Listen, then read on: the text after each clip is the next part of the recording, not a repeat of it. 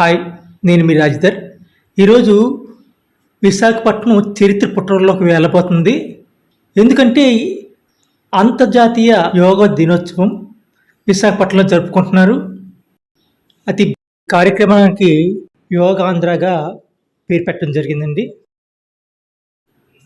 ఇక్కడ సాగర్ తీరంలో 26 కిలోమీటర్లు అండి, అంటే రామకృష్ణ బీచ్ నుంచి భీమిలి వరకు ఈ యోగా కార్యక్రమం జరుగుతుంటుంది.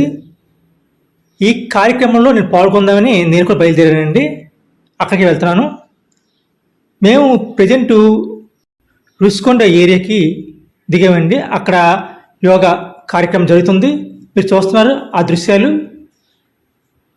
ఈ కార్యక్రమంలో మొత్తంగా జనాభా 5 లక్షల మంది పాల్గొన్నారండి. అయితే ఇది వరల్డ్ రికార్డుగా చెప్పడానికి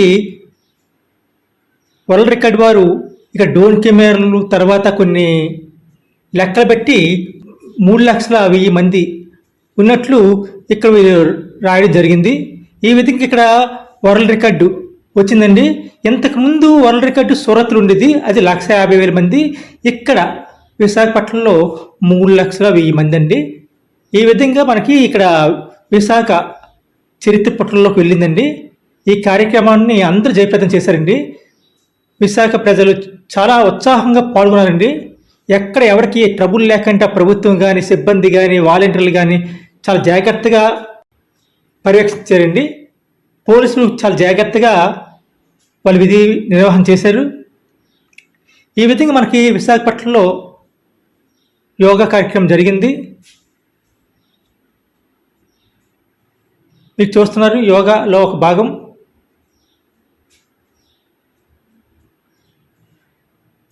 విశాఖపట్నంలో మన ప్రధానమంత్రి నరేంద్ర మోడీ గారు విచ్చేసి ఈ కార్యక్రమాన్ని తిలకించి జాతిని ఉద్దేశించి ప్రసంగించారండి.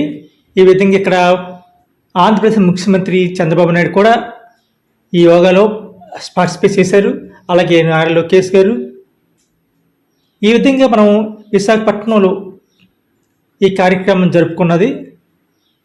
మీరు చూస్తున్నారు విశాఖపట్నంలో యోగా అంతర్జాతీయ యోగా దినోత్సవం.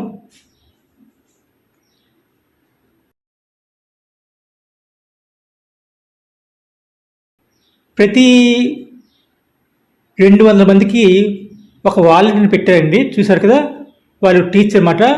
వాళ్ళు అక్కడ ఎక్స్ప్లెయిన్ చేస్తున్నారు. చూసి చాలామంది చేస్తున్నారండి. ఈ విధంగా మొత్తం విశాఖపట్నం రామకృష్ణ బీచ్ నుంచి భీమిలి అంటే సాగర్ తీరం మొత్తం మీద 26 కిలోమీటర్లు అండి ఈ యోగా కార్యక్రమం జరిగింది. అతిపెద్ద కార్యక్రమం అండి ఇది. చాలా ప్రౌడ్గా ఫీల్ అవుతుంటామండి, అంత బాగుంది ఇక్కడ చూడడానికి.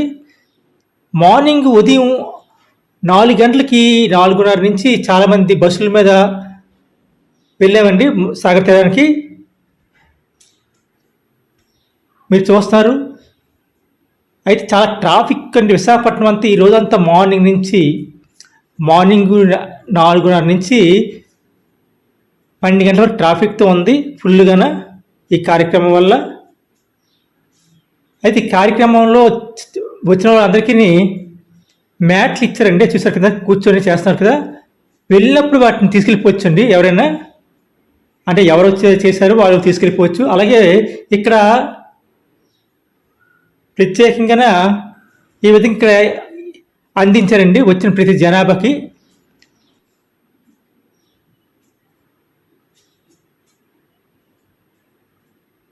యోగా అనేది మన జీవితంలో ఒక భాగంగా ఉండాలి. యోగా అనేది మన జీవన విధానం. మన భారతదేశ దీనివల్ల మనకి ఆరోగ్యమే కాదు, సంపూర్ణమైన ఆనందం కూడా పొందొచ్చు అని మన ఋషులు చెప్పారు. తర్వాత శాస్త్రవేత్తలు చెప్తున్నారు.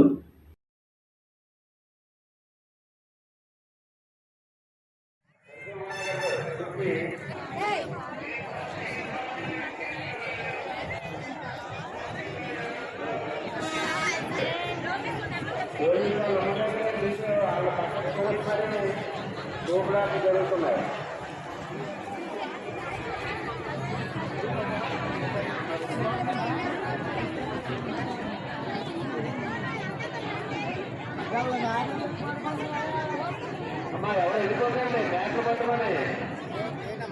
మనం ఇప్పుడు చూస్తున్నాం విశాఖపట్నం పెందుర్తిలోను రైతు బజార్లో యోగా కార్యక్రమం అండి ఇది. ఇలా ప్రతి ఏరియాలో చేశారండి.